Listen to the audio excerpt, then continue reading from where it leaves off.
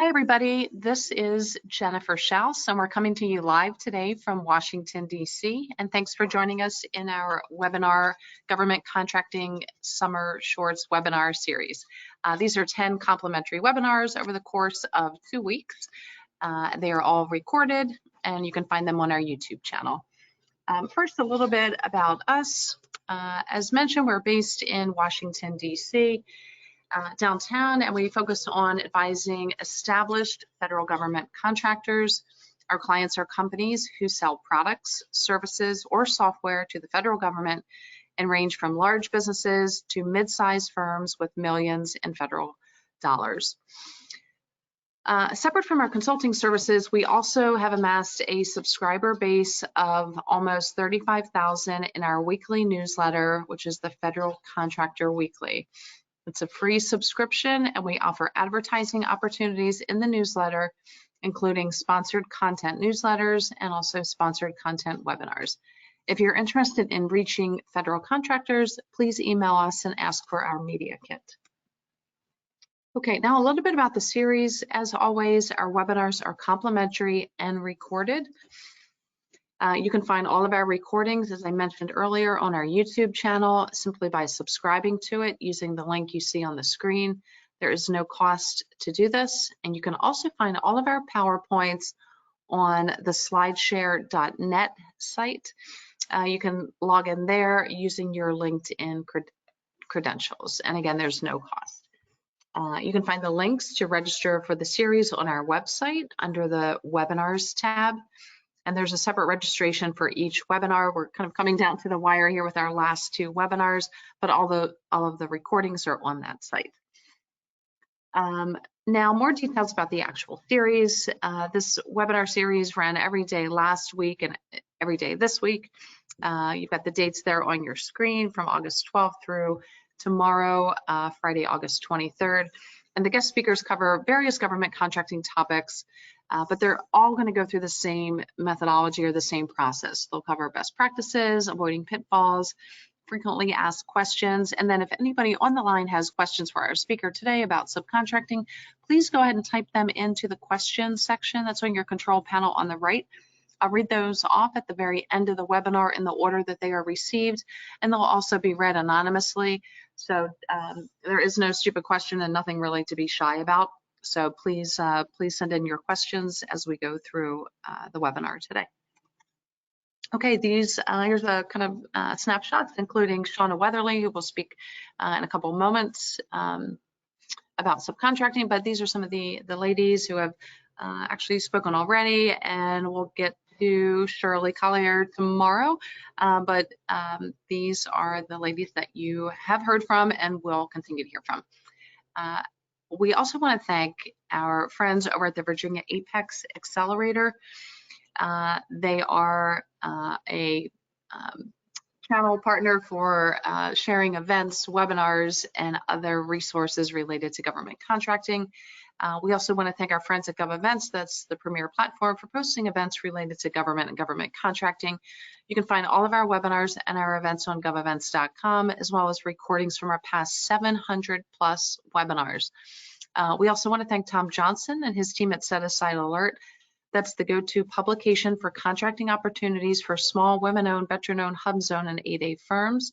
If you visit setasidealert.com, you'll get more information. We also want to thank the Fairfax County Economic Development Group. They're a wonderful resource for businesses in Northern Virginia, and please visit their calendar to learn more about events, trainings, and including this webinar series.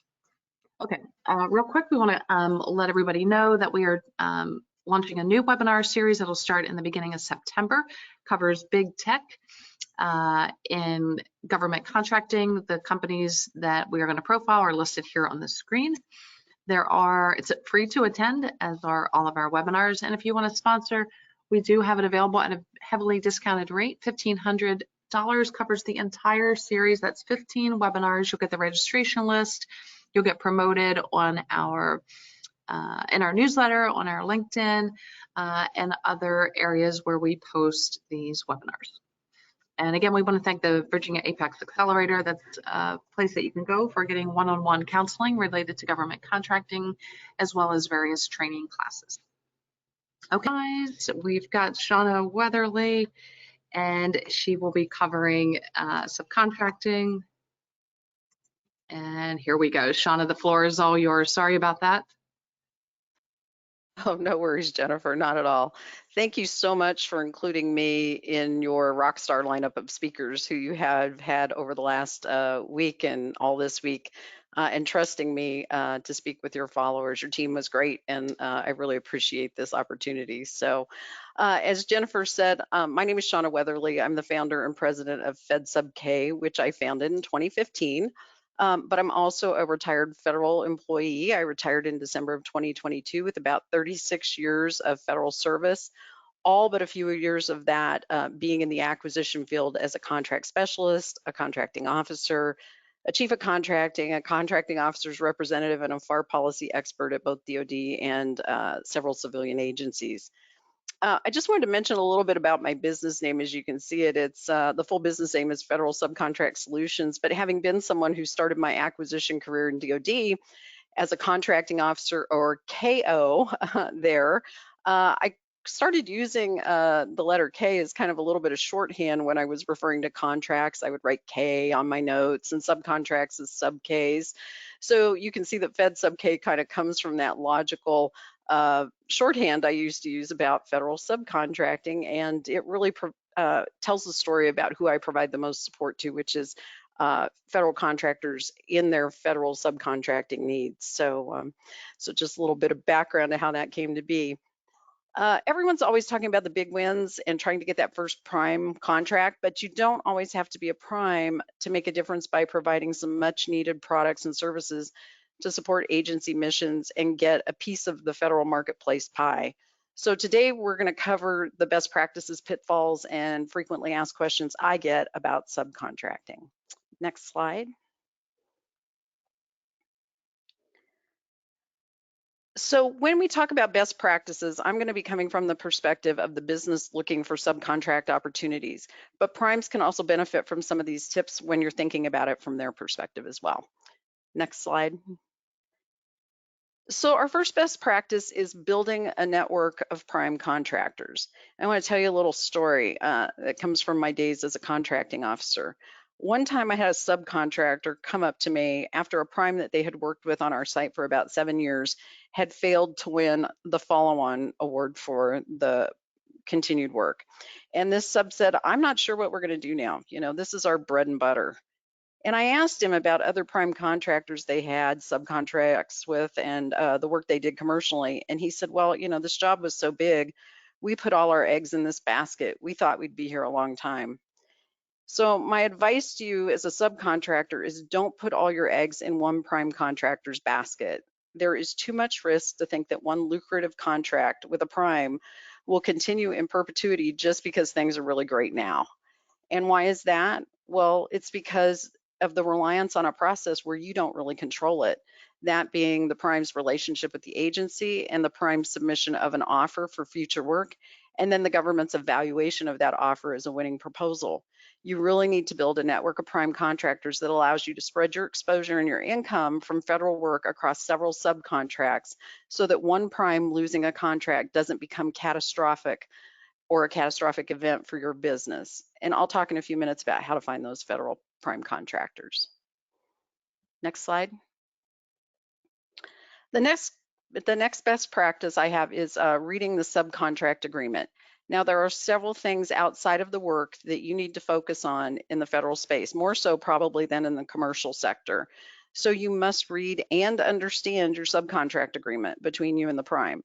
And that means understanding things like the scope of the effort that the prime is having you perform or support, the payment terms, the non-disclosure agreements, maybe some non-compete clause, the flow down of government terms and conditions from the prime contract, how changes in performance will be handled, disputes, termination, cancellation, closeout, and a lot of other things.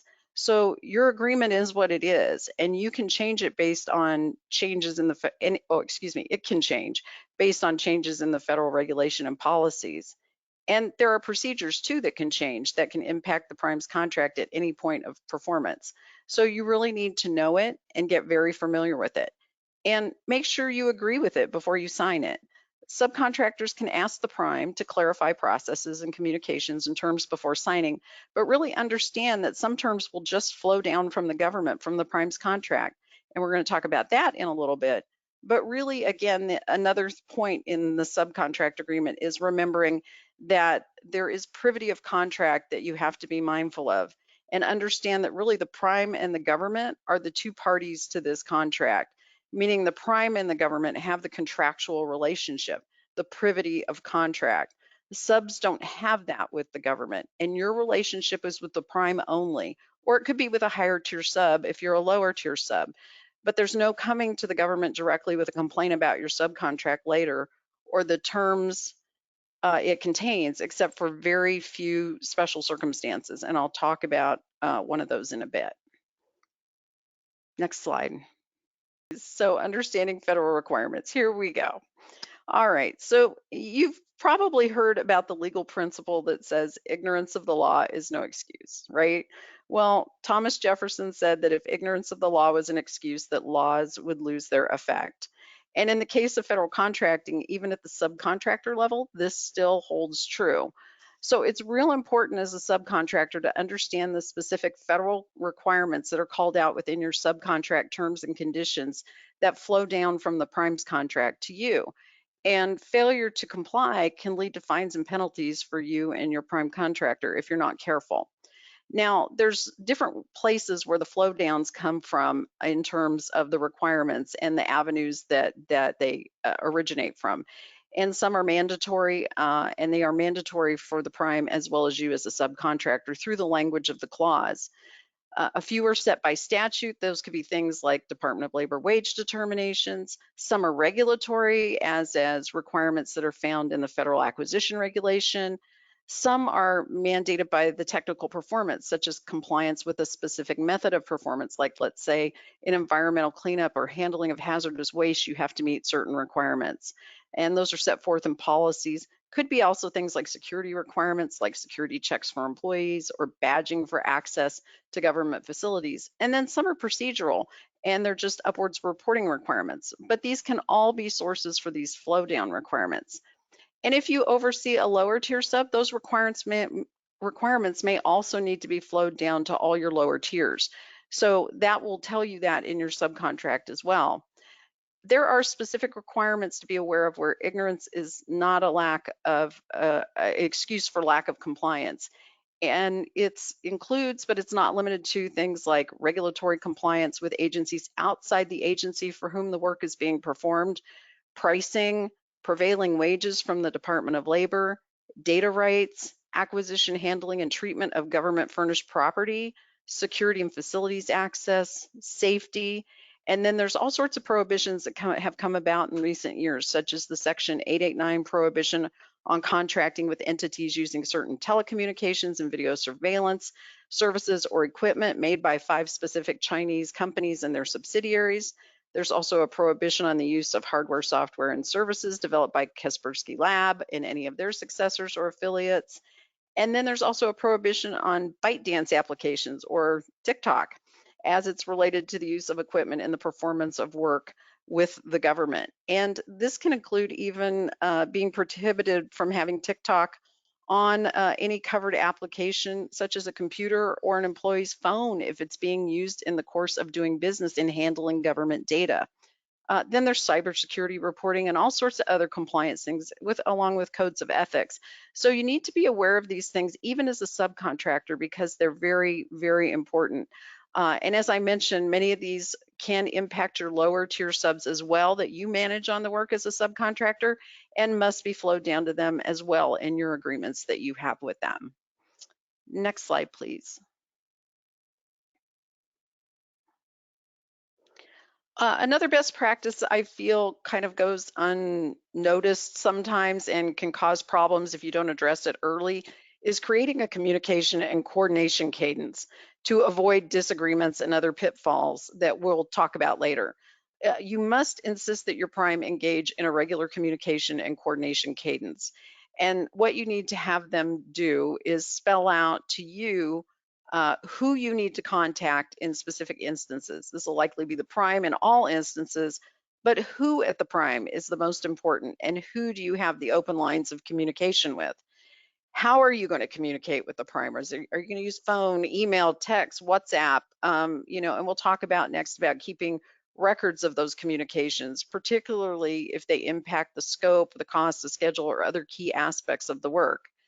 Now, when do you communicate? You know, you need to set this cadence. Is it a regular communication like a check-in at the very least, or a more formal status meeting that's weekly, bi-weekly, particularly on long-term projects? Have an agenda, have an understanding of critical elements that you need to talk to the prime about that require immediate communication. Things like security or safety incidents, maybe an employee leaves that was a key personnel, things like that. And then lastly, as part of this communication and coordination cadence, how will you resolve conflicts and disputes? Maybe you determine an escalation chain so that conflicts and disputes are resolved quickly, especially when there's multiple subs, and you know, you don't need to lose time and effort, and you minimize that on a large government contract that can impact performance. And as a sub, you may have to be proactive and engage your prime in this and not wait for them to contact you. You're likely not their only sub, and this probably isn't their only contract. So use your best judgment and err on the side of caution when it comes to talking to your prime about performance of potential or actual issues. It can save you a lot of grief later to set this up early. Next slide. And then the last best practice we'll talk about is establishing a record keeping system. Now, this is a really good idea for your federal work. And what I recommend it includes is a project library that includes summaries of the work you've been performing and outcomes for future use, so that you can provide that to other primes or even stretch into becoming a prime contractor yourself one day. You want to also maintain a record of your pricing and labor rates and how they were substantiated, so you can withstand any future questions or the possibility of an audit in the future, which are rare at the subcontract level, but still could happen. When it comes to payroll and accounting, particularly when Department of Labor prevailing wages are involved, you must keep detailed records of the wages, fringes, and benefits that you've paid employees and how they were calculated. The Department of Labor Wage and Hour Division has some amazing guides on how to do that correctly, so you don't find yourself on the receiving end of a not so great outcome should they get a complaint and do an audit. You'll want to organize and segregate your records to make sure they are separated by contract, maybe even project code or some other method that works for your business. And then have a system for retention of these records. Make sure you retain them for the required minimum time after the end of contract performance, which should be called out in your subcontract agreement. And then if required, make sure you can have all records available for audit by the prime or the government if they request it. Too many subs think about these things too late, and then they're playing catch up once they're in the middle of performance, and it's difficult at best to try and collect it when it's really needed. So another best practice for y'all. And now I think we'll move on to common pitfalls. Now we're going to talk about these again from the perspective of a subcontractor. The first one is a failure to maintain a relationship. So if you aren't leveraging your relationships with primes, suppliers, and government contacts for future opportunities, you're really missing out on the potential that you have as a subcontractor, and even moving into the realm of a prime. You can build valuable relationships with the government through business name recognition and performance, and you can use that to further your relationships with agencies, other primes, future team members, and create and grow in the type of sizes of federal opportunities you participate in and the roles you hold. So don't let those relationships die on the vine. Don't show a lack of interest in future opportunities, and never check out of these relationships with an agency or a prime without completing the work. It can really come back to haunt you on future opportunities.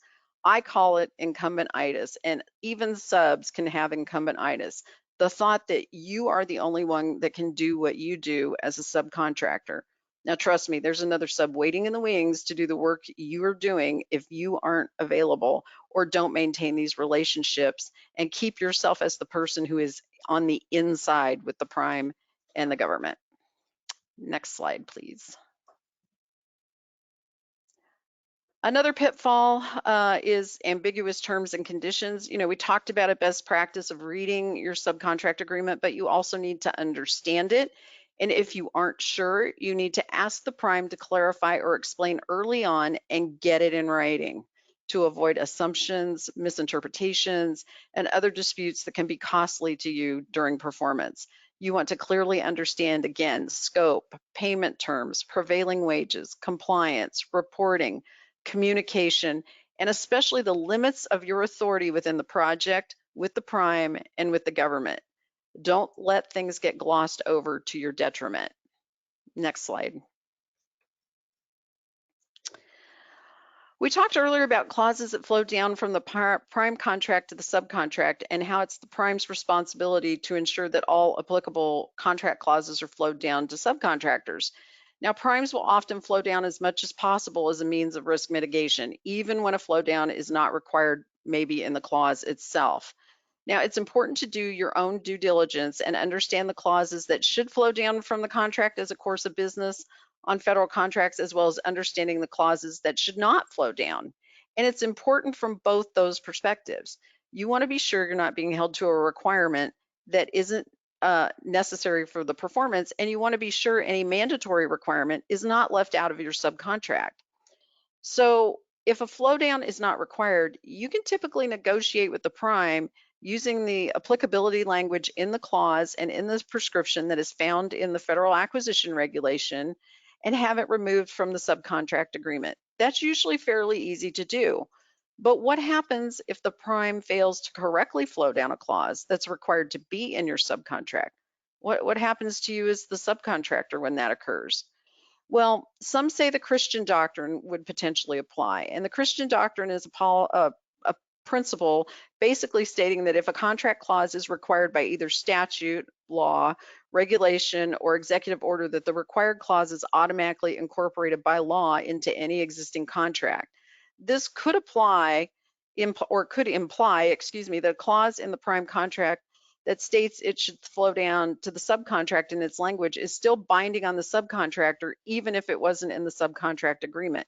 But it can depend on the nature of the clause. Right now at present, there's no direct precedent where the Christian doctrine has ever explicitly been used to hold a subcontractor responsible solely due to the prime's failure to include it in the subcontract agreement. However, a subcontractor may find itself subject to certain obligations, even if they were not explicitly stated in the subcontract, especially if the clauses involved are considered important regulatory or statutory requirements. One of those I can think of is the payment of prevailing wages or the federal minimum wage to subcontract employees. In this case, the subcontractor could face legal risk if it was assumed that it's not bound by these certain clauses simply because they weren't included. And courts can still enforce those clauses based on underlying public policy. Now, while the prime contractor has that privity of contract and is ultimately the one held accountable for any failure to comply with those terms and conditions, the prime can actually come to you and ask to amend your subcontract to include the missing clause. Now, this may require you to renegotiate your agreement with the prime for any changes, like if you have increased costs that you didn't anticipate, things like that. So just know that this can occur, and if it does occur, I highly recommend you have an attorney you can contact who is versed in federal contract law to review your subcontracts, particularly if you are new to federal subcontracting, and they can advise you of your responsibilities so that you can operate within the law. Next slide, please. So let's say a prime has asked you if you're available for some subcontract work, and you've got several other commercial jobs going and maybe a few other subcontracts with other primes. You don't want to miss this opportunity, so you decide you're going to make it work and agree to the prime's schedule, even though you know it's going to be tight. A few weeks later, you realize you can't meet the schedule. You reach out to the prime and try to work out a schedule delay so you can finish the work. What I'm going to tell you is that when it comes to federal work, never, ever, ever overcommit and underdeliver. It is the fastest way to get a not so good reputation. And it not only impacts you, but every other subcontractor on the job, your client, who is the prime, and the government, as well as the end user, who could be a military member, a veteran, or the public. If you can't meet a schedule, take a pass or negotiate a longer schedule up front. Build in contingency times and have a plan B. And when delays occur, make sure you're not doing anything that will prevent your project from going off the critical path. Build in surge resources, surge capabilities, talk to your prime early, and make sure that you succeed so that when another opportunity hits, you have the ability and you have resources to be able to flex around your work without the fear of failure. This gives you a lot of really good practice for moving into the prime contract opportunities and helps you build a network of reliable subcontractors and resources for yourself should that time come. Next slide. The last pitfall is poor management and record keeping, and I think this is kind of a no-brainer, but I always bring it up because we talk about best practices of creating this communication and coordination cadence with your prime. Projects can really suffer from a lack of proactive management, and it can occur at any level. The management includes compliance with contract requirements from both a technical and operational perspective. The same with record keeping. Most reporting that subcontractors will do on federal contracts flows up through the subcontracting tiers to the prime, and waiting on records of your lower tier subcontractors or having the prime wait on you isn't good. You can perform the work well on a contract and you may think that's enough, but if you can't manage your lower tier subs well enough or keep accurate, complete, and organized records, it will leave the government doubting your capabilities to one day migrate from a subcontractor to a prime, and they will remember you not in a good way. And I'm speaking from experience as a contracting officer on that one. Next slide. So let's go over some frequently asked questions I get on subcontracting all the time. So where can I find a list of federal prime contractors? There's a few great places to find information. The SBA has a directory of federal government prime contractors with subcontracting plans that you can literally Google SBA directory of federal primes, and you will get a list of all federal prime contractors who have received awards that require a subcontracting plan. GSA, Department of Transportation, FAA, and DHS all also have subcontracting directories, and those agencies keep those separate as well for their own agency needs and contracts. GSA eLibrary is also a great place where you can look at GSA schedule contracts and all the companies that hold those contracts. You can use that as a resource to identify potential prime contractors who may need subcontracting partners for GSA schedule work. Next FAQ. So where can I find subcontracting opportunities? Well, there's several places and it can be a little bit of a hunt, but the places that I usually talk to people about is SAM.gov. You know, while this is mainly used for prime contractors to find federal opportunities, you can also use it to identify potential prime contracts that require subcontracting by searching on opportunities by NAICS codes, keywords, specific agencies. You can identify prime contracts that will likely need subcontractors with your capabilities. I mentioned earlier, SBA has Subnet. It's a database of subcontracting opportunities posted by prime contractors. This platform is particularly useful for small businesses looking to partner with large primes on federal contracts. They will advertise subcontract opportunities and even the business types they're looking for in terms of socioeconomic categories, women-owned, hub zone, etc. Apex accelerators, you know, I always send people to free resources, and free and low-cost assistance is available from your Apex accelerator when you're seeking to compete in the federal marketplace. They can provide guidance on finding the subcontract opportunities and help you connect with prime contractors. And then you just can do direct outreach to prime contractors. You take that list that you can get off the SBA directory and just start reaching out to prime contractors. Some of these very large federal prime contractors also have some of their own supplier networks where you can register and just do that research. Again, reaching out to prime contractors when you're at a conference, things like that. Start talking to people. That's how you can find these subcontracting opportunities. Next slide. So do I need to be registered in the System for Award Management or SAM.gov to be a subcontractor on a federal contract? No, you don't have to be. But primes do use SAM sometimes to find lists of potential subcontractors. And being registered builds some credibility because your business is being vetted through the IRS TIN match, the SAM entity validation, and the SAM exclusions process, which talks about if you have a debt owed to the government, have you had problems on a past contract, do you have outstanding judgments against your business. Even states use SAM.gov to vet contractors at the state level for prime and subcontract opportunities, just so you're aware of that. There's not one state that I'm aware of that doesn't use SAM.gov for that purpose. So this registration can give you visibility to prime contractors. It gives you access to SBA Subnet, which allows you to respond to some of these critical FAR clauses. You go through the certs and reps process out there as a SAM registrant. And so those things like the Section 889 compliance and the ByteDance compliance and all that, you have already represented if you're registered in SAM.gov as to your use or non-use of those items. And it also shows your business type and represents those things as well to primes. So you don't have to be registered, but it's not a bad idea to do it if you're going to be working in the federal sector for a long time. And next slide, please.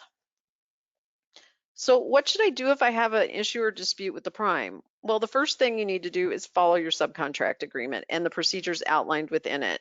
Working within the bounds of that agreed to dispute resolution or escalation chain, mediation, arbitration, etc., before litigation is always what you should do. What you should not do is do not call the contracting officer or the federal government to complain about your prime contractor. Without any privity of contract, the government has no authority or ability to pursue any recourse on your behalf with the prime. Now, for example, if you have a claim against the prime and the prime is not willing to settle it, then you won't get that paid by the government. The prime would have to choose to sponsor your claim to the government for consideration. And then you can't represent yourself to the government with that claim. So it gets back to that whole privity of contract thing. But there is one exception to that, and we're going to talk about that in this next FAQ. So what if I haven't been paid by my prime? Now, if the prime contractor has failed to make timely payments and there's no resolution with the prime after multiple attempts, subcontractors can document the communications they've made in detail, and after seeking some legal assistance, the matter can be reported to the contracting officer for assistance in resolving payment disputes. And that is stated in the Federal Acquisition Regulation Part 32. So with that, I think we've finished all our questions there, all our topics. Indeed, Shauna, that was a great presentation, lots of solid content, and I believe we do have a couple questions. So I'm just going to, again, remind everybody, any questions that you have for Shauna, they will be read off anonymously. So feel free to type them into the control panel. It should be on the right-hand side of your screen. And I will start here at the top. Negotiating workshops with prime seems to be the challenge for small government contractors. What is your advice to subcontractors on how to guarantee work share and enforce the agreement with the prime? Well, I think that depends on when you set your agreement up. Is it prior to the award of the contract or post-award? And I will tell you from the government's perspective, when we look at those subcontracting plans and those disbursement of the work, that's usually looked at as part of that evaluation. But the government also understands it's under some of these larger contracts, maybe, we're talking about the big GWAC type contracts or large BPA contracts, that really the government gives the contractor work. And if that work is not something that they intended to subcontract, there is maybe no work to give subs. And that can be frustrating for subcontractors if the government isn't giving work to the prime that lends itself to the subcontract agreement with you. So I would just keep that in mind, that that can be part of the crux of where the prime gets kind of squeezed a little bit, is they're not getting work that they could give to you. Now, if they are getting work that they can't give to you, the thing to think about is talking to your prime about where can you fit in, what can you do that they may need help with in a supporting role so that they can get some of those dollars. Unfortunately, when it comes to subcontract plans, not many agencies put liquidated damages clauses into the contract for subcontract plans, and prime contractors don't get in, serious, quote unquote, serious trouble for it. They're reminded, they're given a letter, they're told they need to do better, they're monitored. I've only seen a few contracts in my career where a liquidated damages clause was included in there. So, so I would just say, I think it goes back to communication, coordination, having that relationship with that prime and building that relationship. I think over time, as you build that relationship, those things ease up a little bit in the subcontracting, but it can be frustrating from a subcontractor's perspective. I know that's probably not an ideal answer, but I think it kind of gives you an idea of what can be going on that can prevent some of that work flowing to you as a sub. Awesome. Okay, let's keep moving on here. The next question says, will you please repeat the agencies that have primes listed for subcontracting opportunities? Yeah, sure. So the SBA directory has everything for all agencies. So you will get the maximum at that directory at sba.gov. But it's GSA, Department of Transportation, the Federal Aviation Administration, or FAA, and Department of Homeland Security, DHS. Those are the four that actually have their own subcontracting directory out there. There may be a few more minor agencies, but those are the major ones that are cabinet level, except FAA. They fall under DOT, but yeah, those are them. Great. And the next question, so keep the questions coming. These are good. If you are a brand new business, what is your advice for direct outreach to prime contractors? What should you have before you contact a prime contractor? Well, first of all, I'd say make sure you know what the prime contractor does and where they're doing work and for who. And second, that you do some homework about that agency yourself. What is that agency doing? Look at out in usaspending.gov. You can pull up the contracts for that contractor. It will show solicitation numbers. You can back into solicitation numbers. You can go out and look at the old solicitations in sam.gov for many of the advertised contracts anyway. And you can see what the work was, and you can see where you fit in, and you can kind of plan an approach, doing some of that homework between what the prime does and what they're doing for the agency and what the agency does, where you can show yourself as a solution provider when you're approaching primes. You don't want to go in and just say, hey, I'm a woman-owned small business and I know you have to subcontract a certain percentage of work to me, so here I am. It doesn't work like that. So I would say make sure you're doing the homework and you have a strategy when you're talking to primes about the work you can perform and why you're a good fit for them and that agency. Great advice. It's definitely more based on your merit versus your check boxes. There's thousands and hundreds of thousands of companies that have Yes. the boxes to check. Next question says, if you are I already read that one, sorry. If a prime wins a contract and I was part of the team for the proposal submission, are they obligated to enter into the subcontracting agreement? If yes, and they don't, who do you reach out to? Well, the thing is that that again goes back to the agreements you make prior. So if you had agreement that you would be a sub, and the government has a term in the contract that says that the contractor has to use the subs that were part of the proposal, and then if they don't, they've got to contact the government before they can switch them out, then you might have a little bit of leverage with your prime. If you don't, if that's not a term in the contract, and sometimes it's not. There's no rule, hard, fast way that it always is or it always isn't. That's going to be case by case on the contract. If that's the case, the contractor has the right within the termination terms of your subcontractor, your agreement, to change subcontractors if they choose. And that is, again, why it's so important to understand your subcontract agreement or the agreement you have with this prime going into either a proposal situation or coming out as an awardee and going into performance. Very, very important to look at that. And I always call out the non-compete clauses particularly, because you want to make sure you're not selling yourself short by agreeing to a non-compete clause that goes on in perpetuity, for example, several years, that keeps you out of that lane, especially if you're not being used by the prime. Great. And if I am just starting out in federal contracting, is subcontracting an easier path than direct?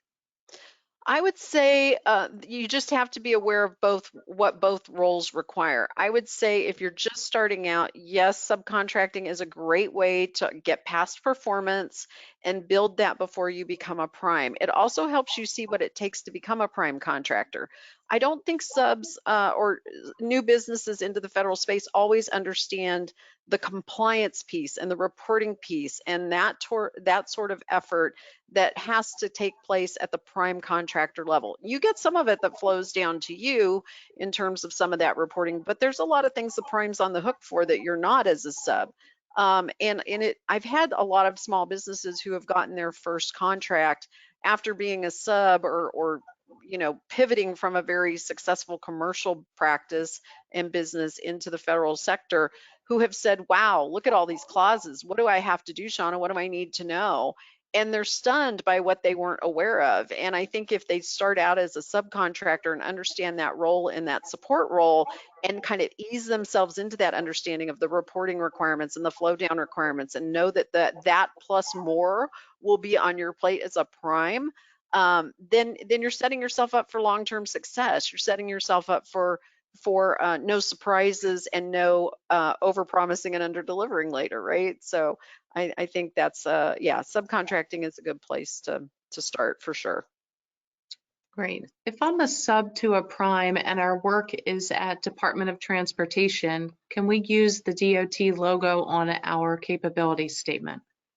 That is completely up to the department. Typically, no, they're not going to let you do that, but I see a lot of people do it. So I think you really need to talk to your, did you say you were a prime or a sub? Did it say prime or sub, Jennifer? Sub, yeah. Yeah, you may want to talk to your prime about that. Sometimes the prime contracts have rules in them about marketing and when logos and certain things can be used. Every agency may have their own different agency level clause or local clause about that. Certain programs like GSA has certain programs like Oasis and Alliant and all that, where they're very specific about the logos that get used for that too. So I'm sorry I can't answer that. That's one I'll have to pass back to you and your prime to discuss. Great. And I think that's it for questions. So last call for any last questions for Shauna while you've got her. She's a wealth of knowledge here. So please, if there's anything burning or not burning, please. Okay, here we go.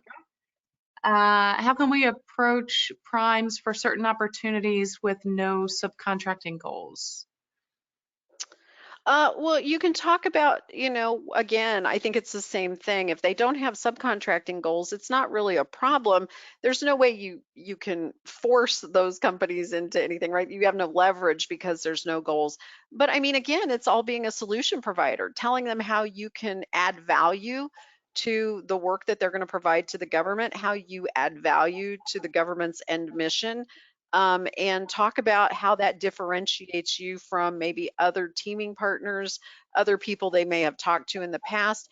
And one thing you may want to do is maybe bring an opportunity to them and say, hey, I found this really good opportunity and I can do part of this work, but I can't do it all. Would you be willing to partner with me? Would you be willing to joint venture with me? Would you be willing to take me on as a sub and you be the prime and we do this together? I mean, there's all sorts of ways to do it. You don't always have to go to the prime to find the opportunities. You can bring opportunities to the prime to potential primes and talk to them about teaming with you. So think of it that way too. Yeah, I think that's even a better approach because they've got so many companies just not doing Yeah, that. So great, yeah. great answer. If we want to learn the specific basics of subcontracting, would we go to sam.gov? To learn about the basics of subcontracting, sam.gov is not going to tell you anything. That's where the opportunities are posted. If you want to learn about subcontracting, I would suggest that you get on the SBA website. You look at some of the SBA training that they offer for free. You talk to your Apex accelerator in your local area about how to do business, how to do subcontracting. You can talk to folks like myself and other people in the industry that work with companies, and we have content. I'm sure Jennifer has content about subcontracting, and do that homework on that piece. But that's where you need to go. I recommend those free resources first: the Apex accelerators and SBA's information and training. Exactly. Yeah. And on our website, jennifershouts.com, if you go to the section called webinars, everything's segmented by topic. And I know that we have something that should be towards the top on subcontracting. There should be at least 20, 30 Yeah. webinars for free there. And I have some on my website too, some articles about, prime versus sub, which is better for you, that type of thing. So Great. yeah, lots of information out there. Indeed. I think that is it. So last call for questions. And again, Shauna, thank you so much. I'm going to patch up the audio issue and the PowerPoint issue from the beginning. So everything, Sorry about once that. we've got the recording, it will be smooth. And thanks everybody for joining us. Thanks Shauna again for putting together this great content, as well as sharing her time with us. Here is her contact information, so feel free to reach out to her directly. She's a very nice person, easy to work with, and again, wealth of knowledge. For anyone that's looking for the recording later, or if you're watching this live on our YouTube channel, please give us a like, leave a comment. We'd love to hear from you. And that is it for today's webinar. So thanks, everybody.